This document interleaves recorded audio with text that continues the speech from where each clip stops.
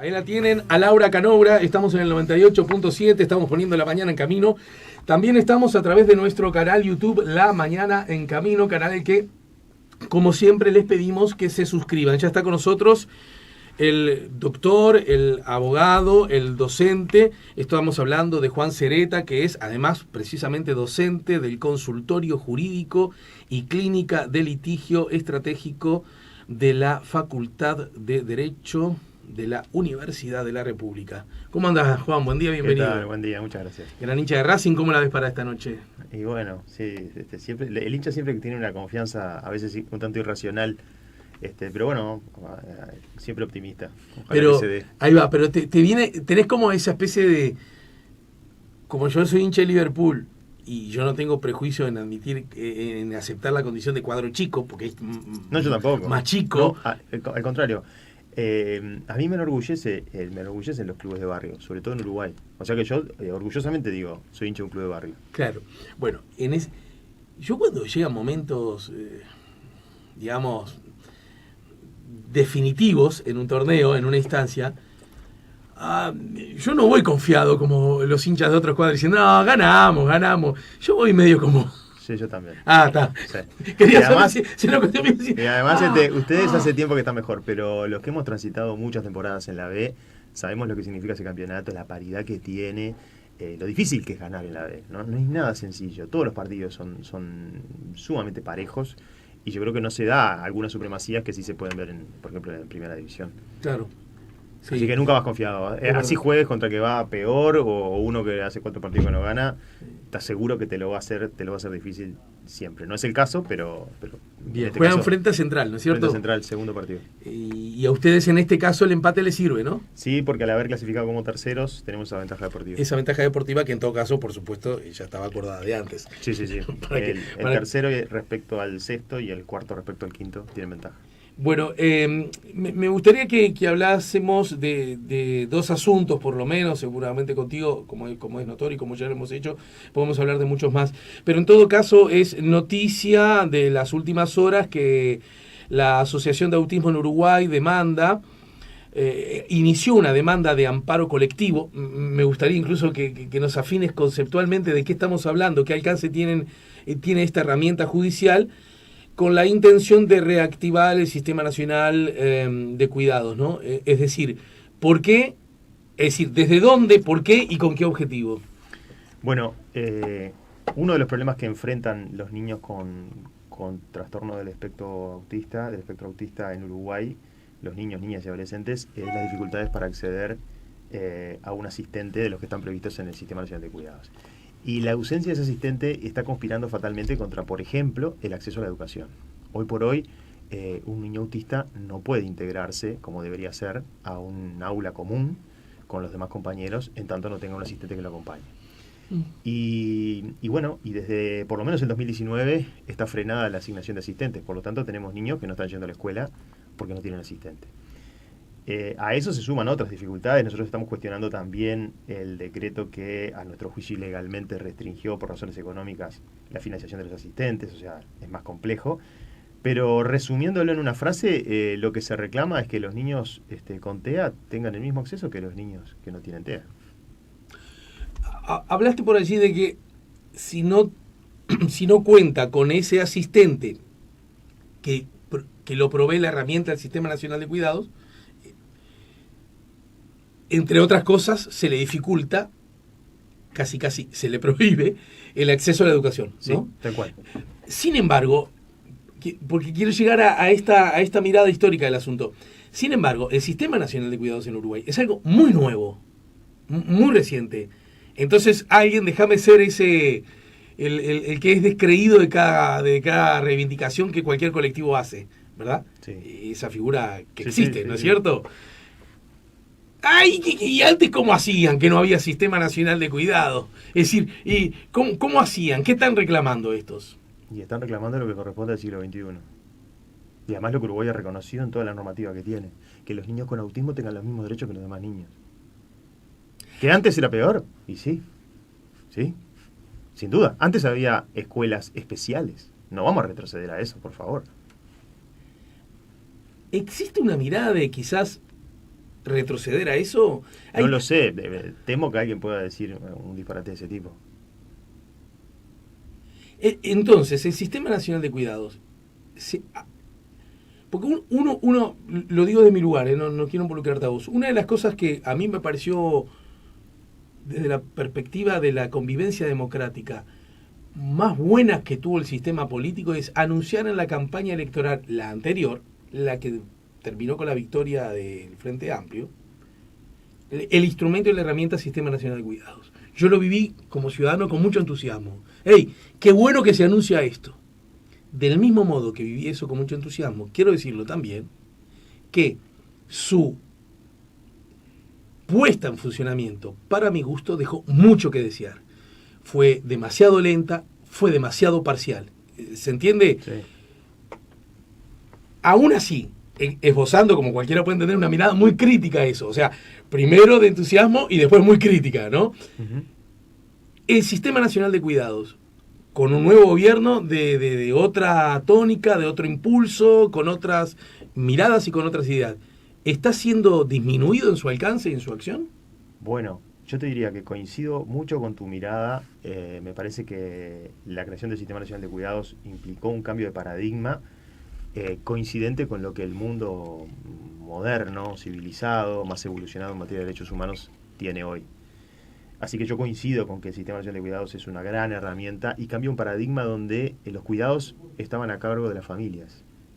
Es decir, nosotros cambiamos un paradigma donde el Estado asume un rol que antiguamente no lo tenía.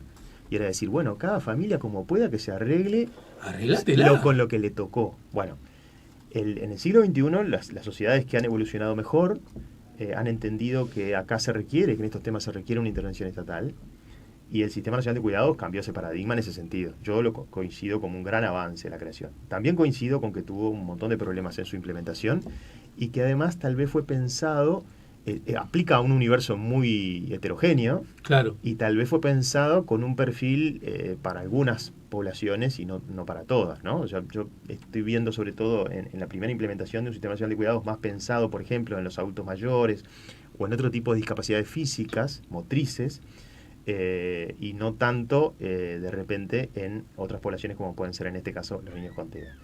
Ahora, frente a la pregunta de si en esta nueva administración el Sistema Nacional de Cuidados está cuestionado o está en crisis o corre riesgo de desaparecer o de no funcionar, no estoy en condiciones de responder eso hoy. Tal vez te lo pueda responder después de la audiencia que vamos a tener a la 1 de la tarde, porque ahí vamos a ver la respuesta del Estado uruguayo frente a este reclamo de los niños con TEA. Veremos qué se nos dice, veremos si el gobierno dice, no, el Sistema Nacional de Cuidados, más allá de que haya tenido problemas o que tenga problemas en la actualidad, se va a fortalecer, se le van a asignar recursos, no sé, vamos a escuchar qué se nos dice. Por ahora, en el ámbito administrativo no hemos tenido ninguna respuesta concreta como para hacer una conjetura a ese respecto. En todo caso, a propósito, que ojalá que así sea, se va a fortalecer, va a recibir recursos. ¿Qué ha pasado en estos no está 2 años? No está funcionando. Está Casi. Parado, te diría que desde el 2019 está parado. Pero quiere decir que hay papás de niños con autismo, para circunscribirnos a este caso, que en el 2019 solicitaron un asistente y están esperando. Porque o sea, esos niños no van a la escuela desde el 2019. La pregunta es, pero... Salvo que los papás tengan dinero, ¿no? Porque todo esto... No, claro. Todo esto se arregla fácil cuando se da, afortunadamente para esos niños, que su familia puede solventar desde su propio bolsillo el costo, ¿no? Como era históricamente muchas otras cosas. Exactamente. Y justamente este vocero en el que yo me transformé recién, justamente diría, pero siempre fue igual. Y güey, siempre fue igual. Los que tienen dinero se las arreglan, los que no tienen dinero se joden. Tal cual. ¿Verdad? Desde ese lugar, hay de pronto niños, sus papás, sus familias que están esperando que por ahora, algo que por ahora no están recibiendo, pero que lo recibieron en algún momento o es que nunca lo recibieron. No, hay un grupo importante que nunca lo recibió. Sí. Y después hay un grupo que ha recibido y tiene otras objeciones que tienen que ver con un tema más complejo, como es, por ejemplo, la preparación o la formación de los asistentes, y tiene que ver también con el monto del subsidio. Nosotros tenemos una ley que sigue la tónica de las normativas internacionales sobre las personas con alto grado de dependencia, que establece que el auxilio del Estado en esos casos no puede estar condicionado a la situación económica de las familias o a la casa en la que viven. Es decir, yo no puedo decirle a alguien, mira, te vamos a financiar, no te vamos a financiar el asistente o te vamos a financiar solamente el 50% del costo porque tenés casa con techo de planchada o porque tenés determinadas condiciones. De acuerdo a la normativa internacional y a la ley que protege a las personas con discapacidad, el auxilio del Estado en esos casos, los subsidios que se ofrecen o que se deben dar, no pueden estar condicionados a la situación socioeconómica de las familias. O sea que ahí también hay un cuestionamiento que estamos haciendo en este caso concreto y que bueno, que implicaría rever una política que ya se había consolidado. O sea que hay distintas cuestiones. Si vamos más, acá estamos moviendo un poquito moviendo el avispero para que todo esto se debata, ¿no? Claro. En definitiva es eso, porque hay cuestiones más profundas y más, digamos, más ambiciosas, yo creo que igualmente justas, pero más ambiciosas, como por ejemplo entender que el asistente educativo de un niño con TEA tiene que tener una especialización para trabajar con él. Porque si no, lo que terminamos es en un asistente cuyo propósito es que el niño con TEA no entorpezca la clase de los demás. Cuando el objetivo debe ser que él aproveche la instancia educativa como un niño más. Entonces, son cosas bien diferentes. Poner a alguien para que el niño no moleste, poner a alguien para que saque al niño del salón cuando no puede controlar sus impulsos y distorsiona al resto de los compañeros. Que tenga solo ese objetivo es distinto a que el asistente educativo tenga una formación que le permita lidiar con ese niño en particular, que conozca sus dificultades, que conozca sus problemas y que lo sepa manejar. Que en algún momento tenga que sacarlo del aula, es probable, pero que todas las medidas que se tomen estén dirigidas a potenciar su proceso de aprendizaje. Potenciando su proceso de aprendizaje de ese niño, también estaremos potenciando el aprendizaje del resto. No solamente en lo educativo, también en lo que tiene que ver con la enseñanza de la tolerancia, del compartir, del incluir, del aprender juntos con los distintos. Eso es muy importante, a mi juicio, de que sea transmitido también en el ámbito educativo como un valor. Porque, en definitiva, cuando hablamos de inclusión, hablamos de eso. Los demás niños también tienen muchos valores para aprender cuando en su clase tienen un niño con TEA. Claro, si ponemos al niño solo ahí, no tiene asistente, bueno, va a ser un problema para ese niño, va a ser un problema para sus compañeros y va a ser un problema para la maestra. Y eso si lo es obvio. ponemos ahí con una tal como vos lo narrás, pero además como sinónimo de problema, de dificultad, acá tenemos un problema, bueno, naturalmente estás mandando un mensaje muy...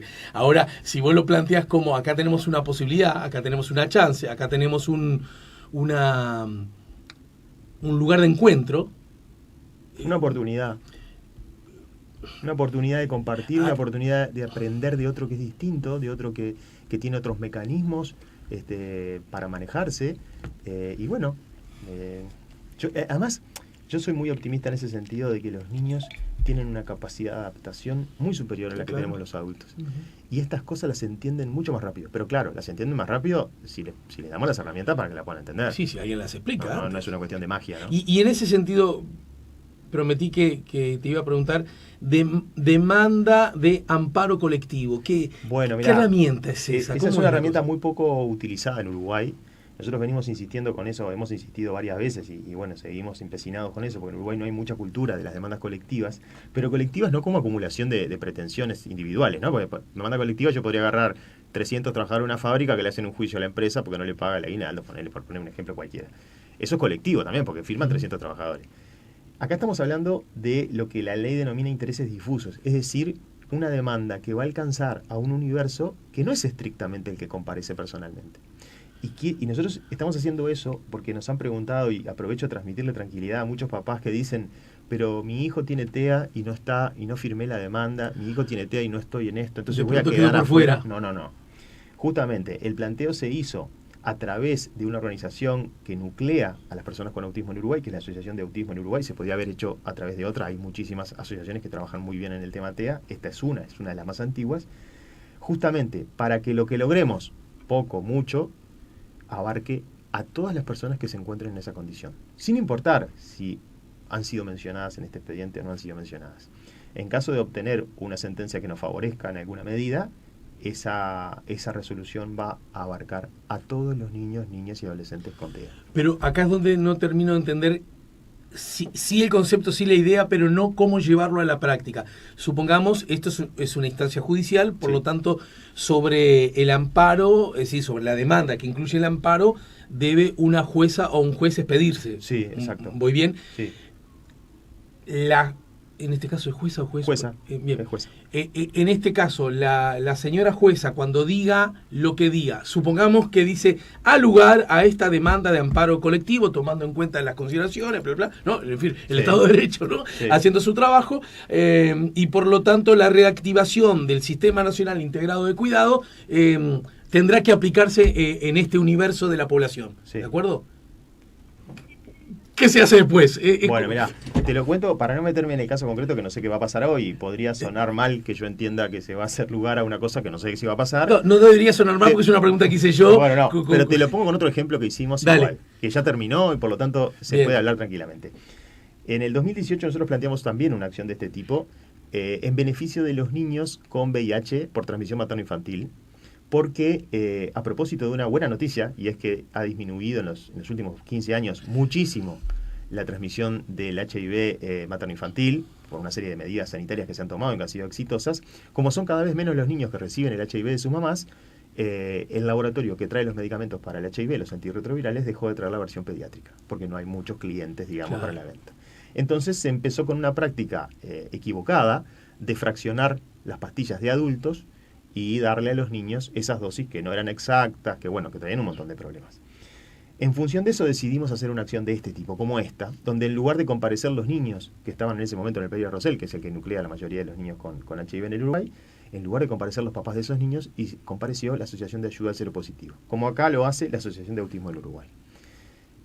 Reclamamos que se condenara al Fondo Nacional de Recursos, al Ministerio de Salud Pública y a ACE, en ese caso, a darle a todos los niños con HIV la medicación en formulación pediátrica. Y se ganó ese juicio en 2 instancias, con lo cual la sentencia que se obtuvo, que después tuvimos que iniciar trámites administrativos para que se cumpliera y se terminó cumpliendo, benefició no solamente a los niños que estaban en ese momento afectados por la situación, sino que es una sentencia que está beneficiando a niños que no habían nacido cuando hicimos el juicio. Porque justamente ese carácter colectivo de intereses difusos hace que todos los que entren en esa clase se beneficien de la resolución. En este caso, si ocurriera que la juez condena al Estado a reactivar, pongámosle en un plazo de 24 horas la asignación de asistentes, bueno, el Estado va a tener ese plazo para darle asistentes. Se las va a tener que arreglar, digamos. Se las va a tener que arreglar. Y si no se arregla, bueno, eventualmente, hasta hace poquito se podían establecer multas por la demora. Bien, vamos a una breve pausa porque también me gustaría conversar acerca del asentamiento. Yo le llamo así porque es como uno lo lee, no me doy cuenta si es el término adecuado. Bueno, vos estuviste muy bien vinculado y de eso hablamos, me acuerdo, del Nuevo Comienzo. Sí. Pero hay otra circunstancia del 30 de julio, Sí. ¿no es cierto? Sí. Que bueno, me gustaría que ¿Cómo nos no? cuente algo. Una precisión conceptual que me parece que tiene que quedar bien clara en poder de quienes nos están escuchando o viendo. Y es la pregunta inicial acerca del sistema de cuidados y su funcionamiento. No incluía la posibilidad, por lo menos nunca me la planteé y creo que ningún gobernante actual la ha planteado en esos términos, de que el Sistema Nacional de Cuidado desaparezca como tal, como herramienta, como proyecto. Mi pregunta tenía que ver con que si de alguna manera se había visto disminuido en sus alcances y en sus acciones, ¿verdad? Bueno, parecería que sí. Bien, que a eso es lo que... Ha empeorado la situación. Que por- ya era deficiente antes del cambio de administración. Bueno, sí, es más, creo que coincidíamos los dos anticipando, pero si algo que venía bien como herramienta resultó que era un tanto deficiente o aún resultaba deficiente de su práctica y en otras circunstancias esa práctica aún se ve disminuida, bueno, estamos frente a un problema. Sí, mira, es más, nosotros este asunto lo venimos trabajando desde hace mucho tiempo y no presentamos la demanda antes porque entendíamos que las nuevas autoridades podían tener un plan distinto y no se le podía, al otro día que asumían, plantear un reclamo que de alguna manera podía considerarse como una cuestión heredada, digamos. Entonces, hoy por hoy, la situación no solamente que sigue igual, sino que ha empeorado y ya ha transcurrido, entendemos, un tiempo razonable y los niños no pueden esperar. Los derechos de los niños no pueden esperar a proyectos que de repente, por más bien intencionados que estén, insuman años. Bien, nos vamos a la pausa, estamos conversando con el integrante del Consultorio Jurídico y Clínica del Litigio Estratégico de la Facultad de Derecho de la Universidad de la República. Pone la mañana en camino Juan Cereta.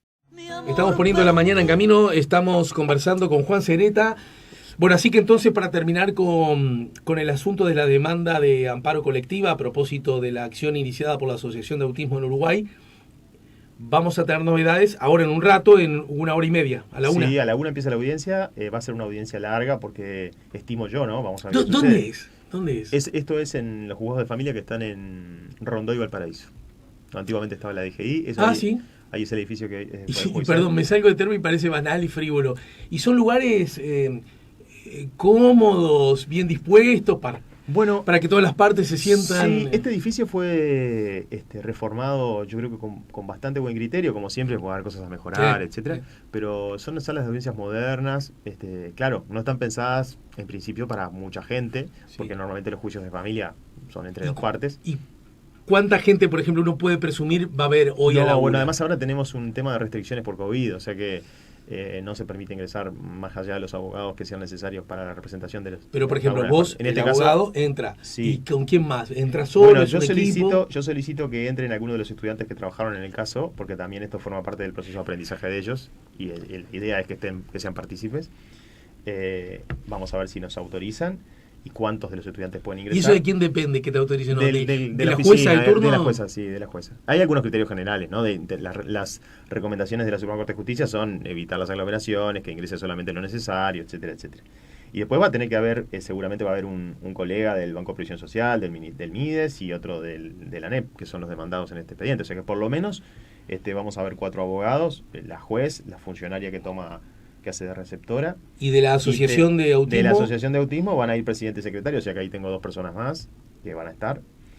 Y bueno, como te decía, es un juicio que si se da andamiento, si no se llega a ningún acuerdo, no logramos soluciones conciliatorias, yo por mi parte, por lo menos, no sé lo que van a contestar los contrarios, pero por mi parte tengo 10 testigos, o sea que es un juicio que va a llevar muy probablemente insuma todo el día. O sea, 10 testigos que irán llamando. Van llamando, van pasando de a uno y van dando declaraciones. Y son 10 personas que probablemente toda la tarde hoy la tengan dedicada, porque no saben exactamente a qué hora entran, esperan afuera, ¿no? Sí, es una cosa así. Normalmente este tipo de procesos así, la experiencia que tenemos, y más en los juzgados de familia, que no tienen sistema de grabación como tienen los juzgados civiles, que toda la audiencia se graba, acá hay que escribir cada cosa que pasa.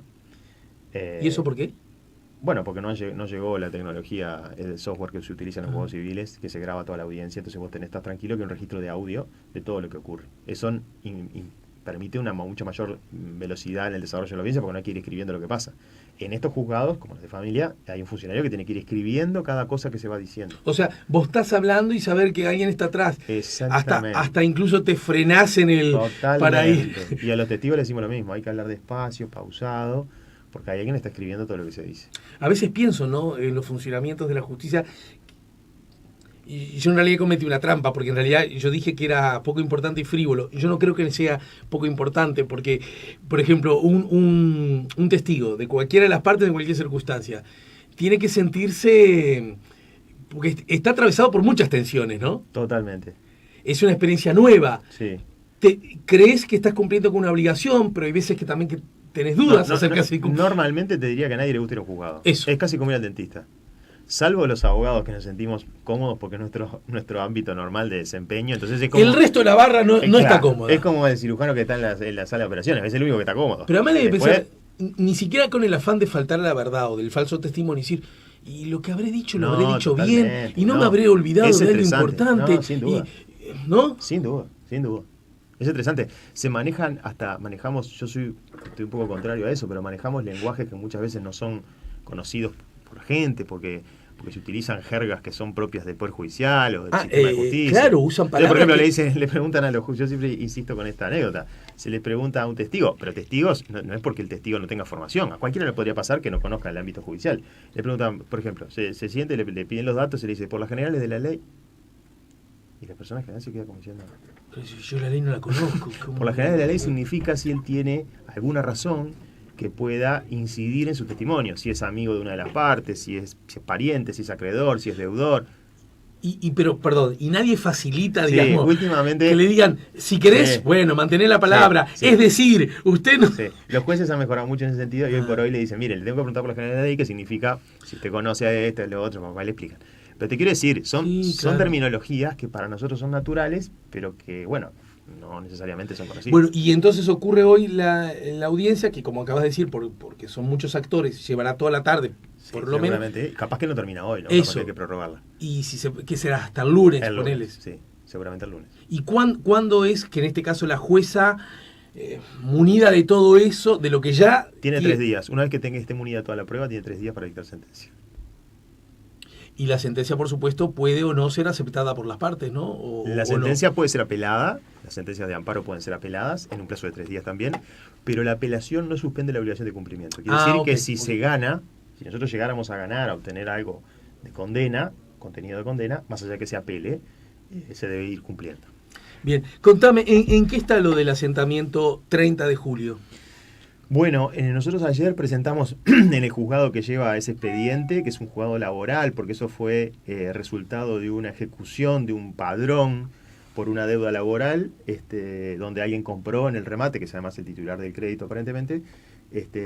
Presentamos ayer, se hizo un juicio de entrega de la cosa, es decir, de desapoderamiento del inmueble. Presentamos ayer una serie de defensas en nombre de los vecinos, de las 95 familias que viven ahí. Que además viven hace mucho tiempo. Hace 22 años. Y mira, se da una paradoja increíble a mi juicio, y es que en ese padrón, que es un padrón rural, porque está del otro lado de instrucciones, digamos, no del lado de instrucciones y para Casaballe, sino que está para el otro lado, por lo tanto es un padrón rural. En ese pero padrón estamos rural, hablando de San Martín, Instrucciones. Exactamente, en la esquina, hay continuación Camino Colman, pero el cruce es, para ubicarnos, San Martín, Instrucciones. Como de la otra vereda de Instrucciones. Hace 22 años un grupo de familias que son del barrio, es decir, muchos nos contaban que vivían del otro lado de Instrucciones, que bueno, que la familia fue creciendo, que ya no tenían más lugar en la casa, y algunos empezaron a hacerse unos ranchitos en ese terreno de enfrente que estaba abandonado, que tenía una cancha de fútbol nomás, del barrio. Y bueno, se fueron sumando más familias y fueron construyendo primero viviendas muy precarias y después ya casas de material, con techo de planchada, con puertas, ventanas, todo, casas normales, humildes pero normales. Y hace 22 años se hizo eso, y al mismo tiempo que ellos ocuparon, la fábrica Armco les planteó si no podía usar un pedazo del predio, y ellos no tuvieron problema, incluso tienen muy buen relacionamiento porque muchos trabajan en la fábrica hoy en día, y la fábrica se encargó de hacer un cerramiento, de establecer un alambrado que divide la parte que se hicieron las casas de la fábrica, y se construyó tremenda fábrica en ese mismo padrón, al punto tal que por eso iba lo de la paradoja. La fábrica hizo un proceso de prescripción adquisitiva por el cual si vos poseés durante más de 20 años un inmueble te podés transformar en dueño. Lo hizo con éxito. Por lo tanto... ¿La fábrica? Sí, por lo tanto está fuera de la discusión la fábrica, y los que quedaron con la posibilidad de ser desalojados... Sí, lo hice como una paradoja, ¿no? Por eso te decía, vos fíjate que si vos ocupás el mismo padrón, pero es para hacer una fábrica... la normativa te tutela y te podés transformar en dueño. Ahora, si vos no tenés dónde vivir y lo ocupás para hacerte una casita, pero además ya estabas de antes. Terminás desalojado. Ah, ¿Por qué? ¿Por qué? Bueno, porque hay que preguntarse, bueno, ¿y por qué ellos no hacen la prescripción? Eso. Porque el destino vivienda tiene que ser en un espacio de la ciudad que sea, digamos, que tenga lo que se denomina aptitud urbanizable. O sea, vos podés hacer una fábrica en un padrón que es rural, pero no puedes hacer una fábrica, pero no puedes hacer una casa en un padrón que es rural. No puedes hacer un barrio en un padrón que es rural. No podés, es una cuestión, semántica, porque en realidad, bien que se los pudo, hechos demuestran lo contrario, se ¿no? hizo, y ya es un barrio donde los vecinos pagan impuestos de puerta, donde los vecinos tienen conexión a la luz, donde tienen conexión al agua, donde hay calles, donde hay desagües. Yo también TV Ciudad, no sé si algún otro canal hizo notas, y mientras estaban allí en un móvil, yo veía pasar atrás los ómnibus. Claro, por instrucciones. Exactamente ahí donde estaban, no es que... No, claro, tal cual. O sea, es un barrio que de hecho se hizo porque las ciudades también crecen así, ¿no? Crecen al impulso de la gente. Pero para que también ver como la historia completa. ¿Quiénes son los que reclaman, que se vaya esta gente? Los que compraron en remate ese padrón. Compraron y ese ese padrón era de una sociedad anónima que se fundió. Unos acreedores de la sociedad anónima embargaron ese padrón y lo sacaron a remate. La fábrica Armco pudo zafar porque hizo su prescripción, y los que hoy quedan comprometidos con este juicio, donde el que compró el remate dice, bueno, yo lo compré, yo lo quiero, sí, entréguenmelo. Suena sensato. Suena sensato. Ahora, hay 95 familias arriba. Lo que se embargó suena sensato hasta cierto punto, porque lo que se embargó era un padrón vacío, y ahora tenés 95 casas arriba. O sea, alguien hizo las casas, ¿no? Y alguien vive ahí. Esas personas también tienen derechos. Me dejas retroceder, Juan, medio escalón para atrás. Bueno, sería si es escalones para abajo o para arriba, pero no para... La pregunta es esta. ¿Cómo funcionan las cosas? Quiero decir, yo compro algo en un remate, ¿no? Sí. Porque el dueño no pudo, se ve con algunas obligaciones, sí. Y tenía eso como... Era su propiedad. Era su propiedad y se pone... Y lo compro. Sí. Como todos sabemos, cuando alguien compra en remate, es probable que compre por debajo del precio mercado. Sí. Bueno, y también está sujeto a ciertos riesgos, ¿no? Sí, Sí. Este podría lucir este como uno, ¿verdad? Ahora, la pregunta que hago es la siguiente. Alguien, cuando va a mandar algo a remate, dice, bueno, esta heladera puede rematarse, sí, ¿no? Sí. Pero supongamos que la heladera, se me está ocurriendo en el momento, tirame al óvol, por favor, Sí. Supongamos que la heladera tiene adentro una bomba atómica, una explosión que si se abre la puerta de la heladera, se contamina el mundo del mal, Sí. ¿está? Entonces, alguien va a decir, no, por más que esto podría ser rematado, vámonos a rematarlo, porque tiene el mal adentro y no lo podemos... ¿Se entiende lo que voy? Nadie del Estado, del sistema dice, che, no podemos rematar porque hay hombres, mujeres, niños, abuelas, abuelos que hace 20 años que viven ahí. Nadie... Bueno, te diría que alguien dijo, hay una bomba atómica dentro de la heladera. Es más, se discutió en la Junta Departamental de Montevideo, desde el 2015 se viene discutiendo. No porque las autoridades hayan ido a ver, sino porque los vecinos se movilizaron, reclamaron, cuando se enteraron que había un juicio que se sacaba remate el padrón. O sea, no es ahora. Y a la pucha es donde estamos Claro. viviendo. Lo que sucede es que muchas veces todo eso queda atrapado en una telaraña burocrática y entonces las autoridades tomaron conocimiento, plantearon su preocupación, pero en definitiva no se instrumentó ninguna solución. Porque acá...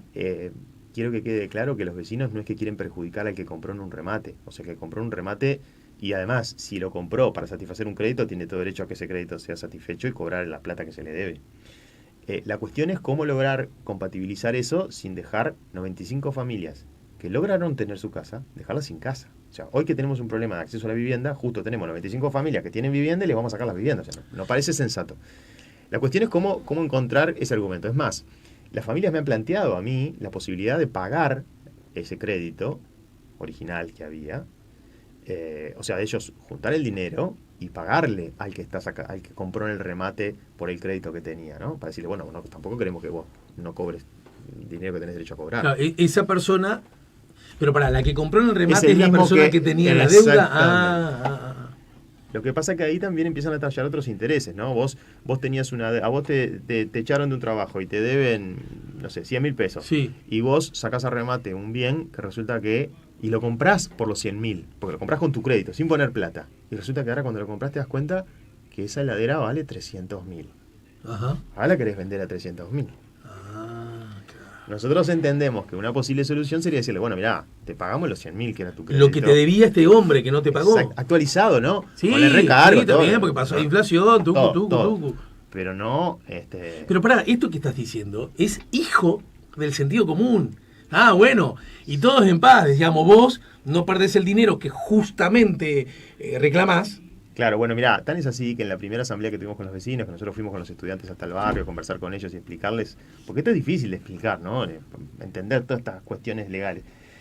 Ellos decían, bueno, pero vayamos a hablar con el hombre. Lo que pasa es que nosotros hoy no tenemos ninguna moneda de cambio. Hasta que no pongamos algún obstáculo en este juicio, que hoy tiene, digamos, ganado la otra parte, no estamos en condiciones de negociar nada. Por eso nosotros decidimos plantear una serie de defensas que planteamos ayer, donde incluso sostenemos que estos vecinos podría considerarse que se transformaron en propietarios por prescripción y le estamos pidiendo a la Intendencia que lo declare urbanizable el padrón y sacamos aquel obstáculo que había para que pasara lo mismo que con la fábrica. Que le pase lo mismo que la fábrica, claro. Estamos haciendo eso porque además al hacer eso, si se acepta esa defensa por parte de la jueza, ahí también vamos a tener mejores condiciones de negociar con la otra parte. O sea, bueno, vos también tenés un problema. Nosotros tenemos un problema, pero vos también tenés un problema porque podría eventualmente caer una sentencia que diga que estas personas adquirieron por prescripción. Y vos no es que perdiste el derecho a cobrar, pero tendrás que cobrar de otro lado.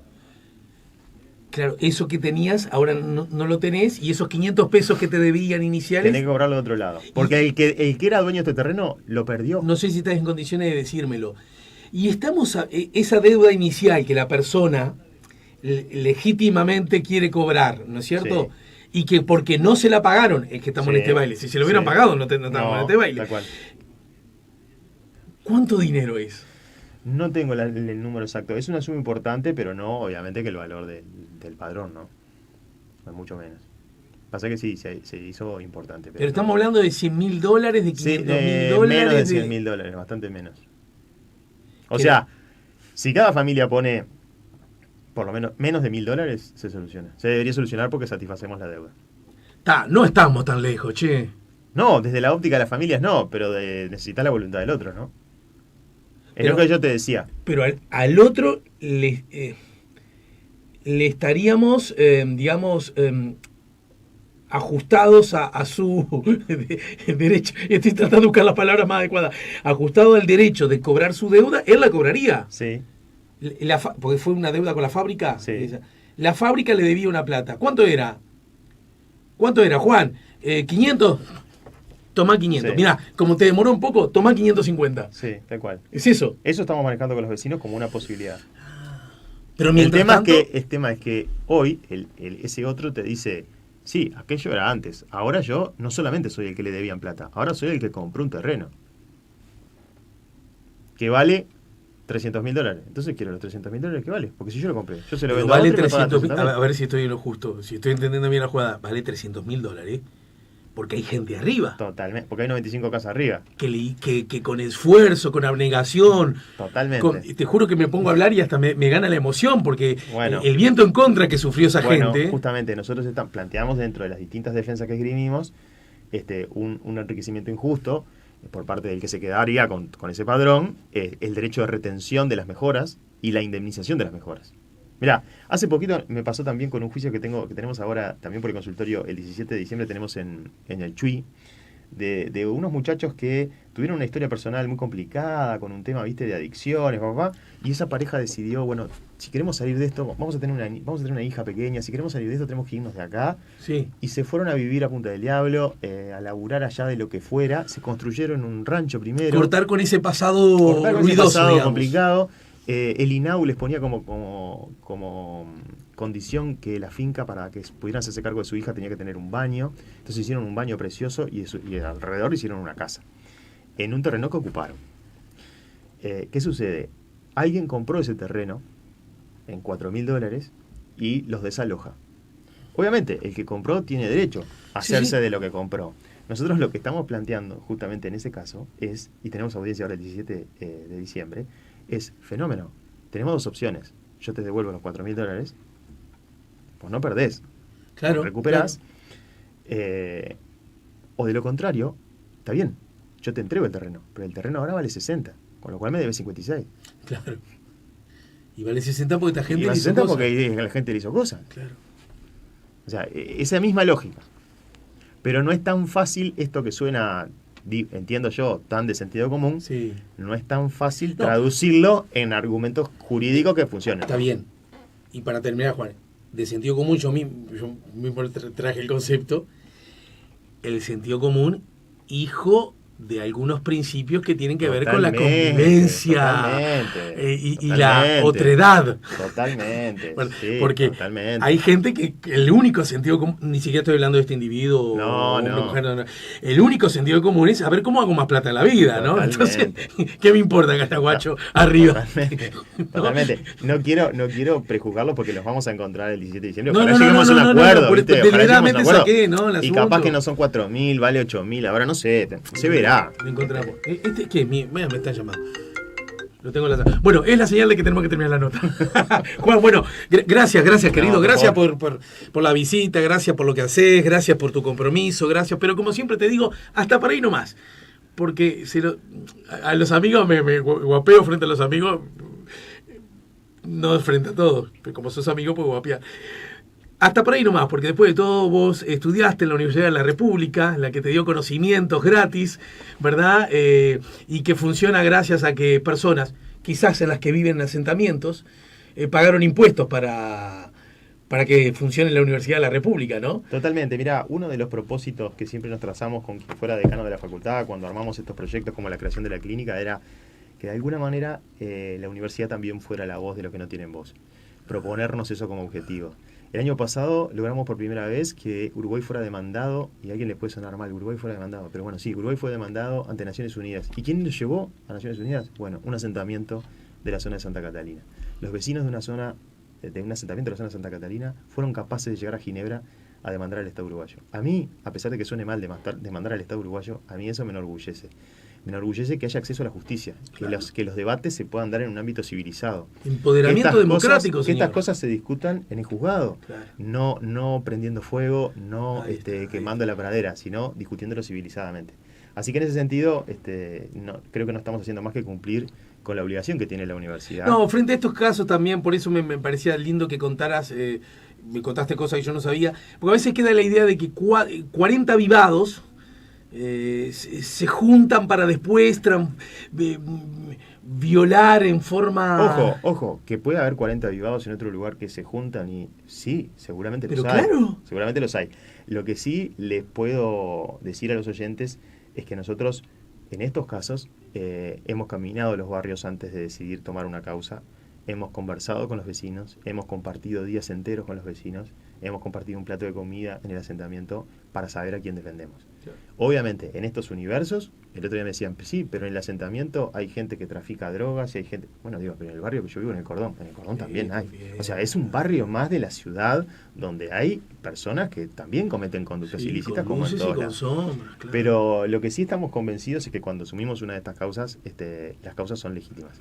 Después podrán tener grises, podrán haber opiniones distintas, pero nunca patrocinaríamos a alguien sin conocer realmente el origen del reclamo. Y lo otro que quiero decir, antes de irme, claro, es que aparezco mucho yo, pero en todas estas cuestiones hay un trabajo de equipo donde están.